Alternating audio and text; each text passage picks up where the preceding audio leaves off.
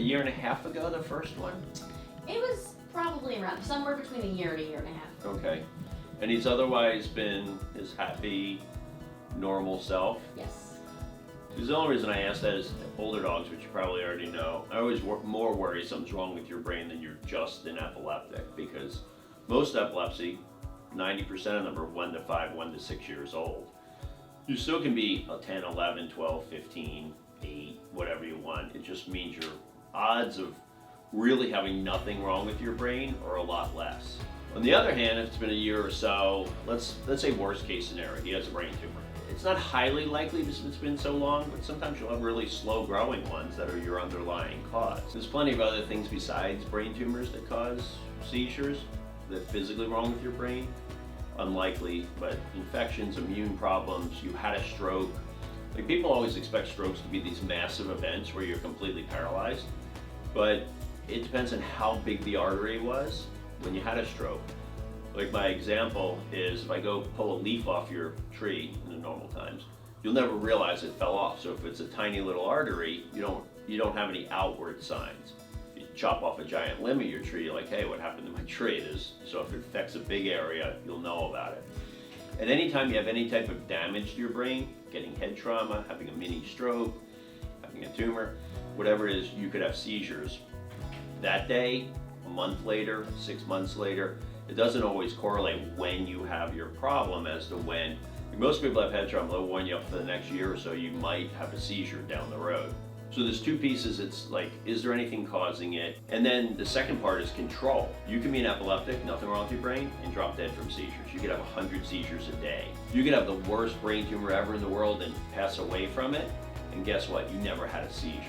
Because our brain's so complicated and complex that it doesn't follow linearly. You would think the worse the seizure, or seizures, the more likely something's bad, but if you look at them statistically, it doesn't correlate, basically. So then the big thing is, most seizures for dogs, not life-threatening, they're not driving the car, they're not gonna ram into somebody, even if they fall off the bed, it's pretty low, like they're not 6 feet from the ground that knock their teeth out on the way down, swallow their tongue. So a quote-unquote regular seizure usually doesn't hurt them at all, stresses us out 10,000 more times than them, because they're not going, hey, what if I have one when I'm out doing this? Or what if this happens then? They're just not, or I'm gonna even have another one. They just wake up from it. You don't realize when you have a seizure during it. You have to be awake, and your brain has to work functionally to form a memory. So when you're in the middle of the seizure, no matter how bad it looks, you don't realize you're in the seizure. So in general, they're not life-threatening, but the thing I stress to everybody is, I care what he's done before, but I don't care what he's done before. What I mean by that is, some people go, oh, he only has 1 seizure a month. Then month 18, they have 7 seizures in a day. And something changed, but most of the time, we never figure out what that was. Sometimes you do, oh, I gave him this new treat, or I took him out for the longest walk of his life and it stressed him out, or we had a giant party at the house and he was just so excited the whole time. But seizures can change when they decide to change, is my only point. And that doesn't mean to scare anybody, but I tell people, that's why I time them. If it's really actively thrashing and flipping out for longer than 5 minutes, which is rare, it's a danger.